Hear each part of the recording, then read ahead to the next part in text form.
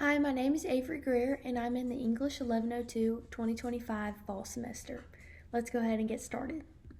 So this first slide in this presentation is going to be talking about the new concepts that I've learned. So the first one is identifying who the main conflict is centered around in a story. Before this course, I was often confused on who or what the conflict resolved around, and now I can confidently point out where the conflict lies. So something that helped me to get better at that is the formatting of the main conflict is between blank and blank because of blank. The second new concept that I learned is the construction of 3 different types of thesis. Before I enrolled in this class, I only knew how to do one type of thesis for essays. This new concept helped my writing process go a lot smoother and gave me more options on how to argue a point. So the different types of thesis are: the author uses X to show Y. Through the use of X, the author shows how Y, and the development of X reveals Y. Next is the most difficult aspect of this course. For me, it was condensing long passages in a strict word limit. So just to give a little statistic, the longest passage we went over for our Thursday reading assignments was 171 pages, and that was A Doll's House by Henrik Ibsen. The shortest passage was 1 page, and that is Girl by Jamaica Kincaid. Long passages make it more difficult for the reader to establish what is the most important detail to the storyline is. And for me specifically, it was more difficult to write a summary the longer the passage was. I overcame this by carefully considering what or who was the most important in the storyline and in the main conflict.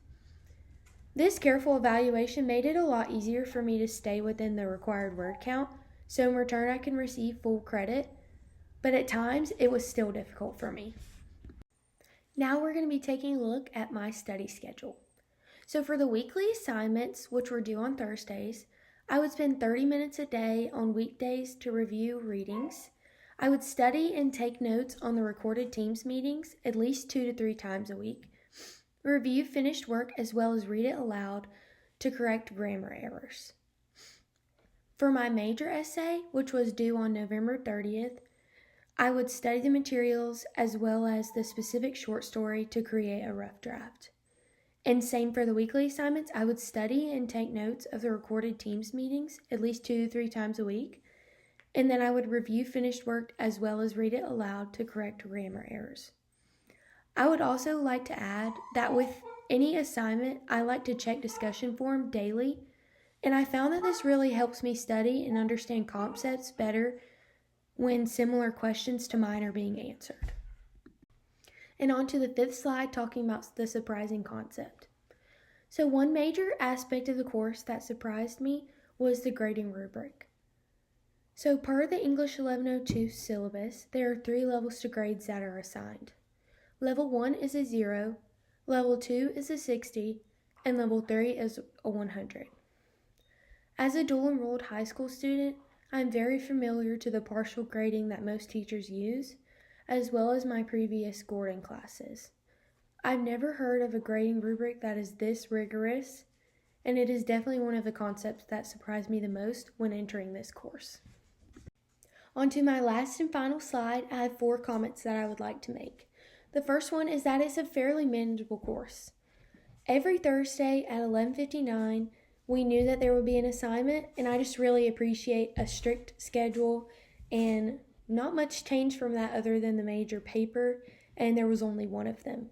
So the second comment is that I struggled with condensing passages, but I was able to work through the material.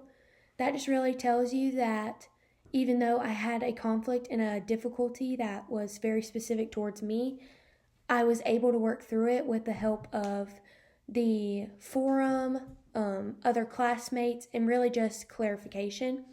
The next one is the discussion forum was useful for exchanging ideas and getting questions answered. So as I just said, I used it to help me figure out a difficulty. So I really did take advantage of the forum, and I really tried my best to help other classmates as well as them helping me in return. So in the end, the course provided what I needed and helped me to continue developing as a writer. I truly believe that this course did me good, and I am a better rider now than I was a couple months ago. So I'm very thankful for this course, for my classmates, and all the tools that we were allowed to use. Thank you.